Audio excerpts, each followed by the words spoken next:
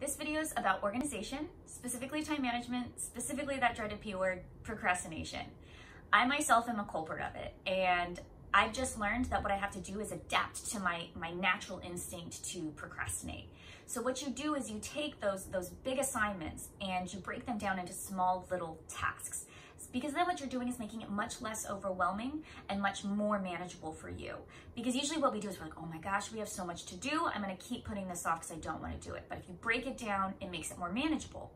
Then on top of that, what you do is you assign your own deadline to each of those manageable tasks.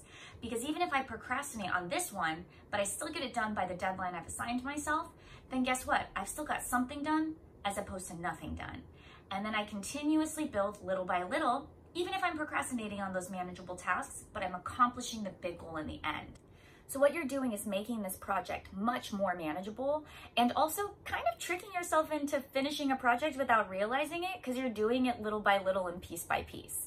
Now, if you're the type of person who might find it tricky to actually hold yourself accountable for those deadlines you've created because technically they're not real, what you can do is ask a family member or a friend to help hold you accountable as well, and then that way you can eventually build the habit.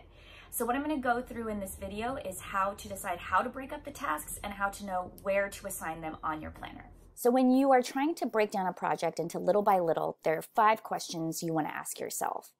How can I break the project into steps if it's not already done so? What order should the steps go in so as to build upon each other, so that way you don't have to backtrack, but instead they naturally help the next step out? What other assignments, assessments, activities, whatever it may be, do you have that you also have to take into consideration for your planning?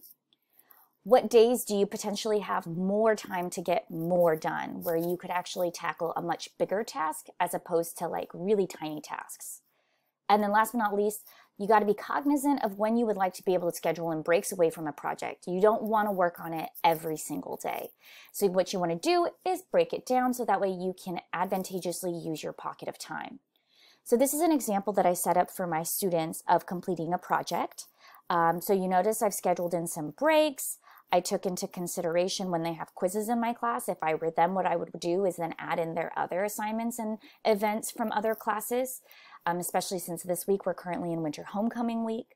I'm breaking it up into just simple things. Like pockets of time are so beneficial. They are those small little snippets of time, maybe 5 minutes when you're waiting for something that you can get something done. You can do something as simple as setting up the template.